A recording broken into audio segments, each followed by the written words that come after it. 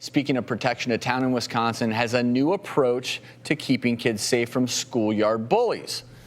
They're fining parents up to $680 for their child's bad behavior. So here's the background. And the audience, they seem very supportive. So a little bit of background is this. If you're the parent of a kid under 18, you initially get a 90-day warning from police if your child is caught bullying. After that, the parents will be charged $366 for the first offense. If it happens again, the fine is $681. It came out of, and we're cheering, but this actually came out after a high school prom shooting where a kid who was bullied shot 2 prom goers. The prom goers survived, but the police shot and killed the gunman. And before we get into our thoughts on this, which I think we're all going to have some opinions on it, we wanted to know what you thought at home. So here are a few of your comments via Facebook. Britt says, parents need to be held accountable for the action of their children. And you better bet once you start finding parents, kids will start being held more accountable. I have no patience for bullies.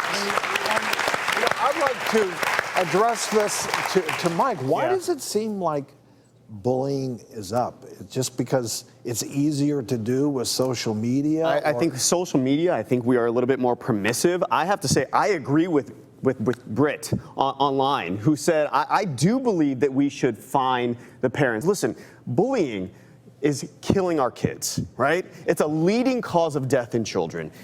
Children who are bullied 2 to 9 times more likely to try to commit suicide. So we got to do something, right?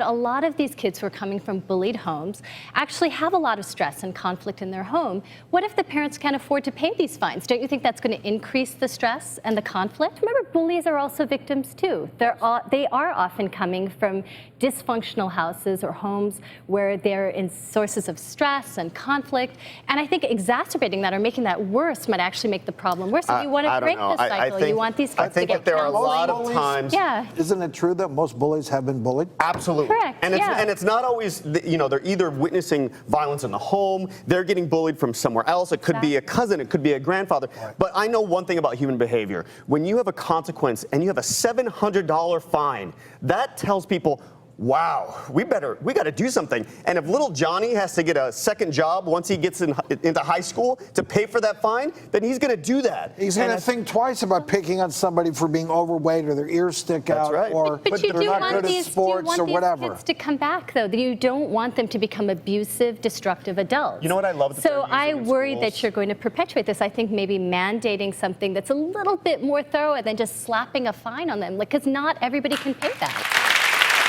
Well, and we'll see if this comes to fruition, how it works. I think without a doubt, bullying is such a terrible thing, and I hate that half of suicides amongst young people are linked to bullying. It's really a difficult thing to deal with. No easy answers.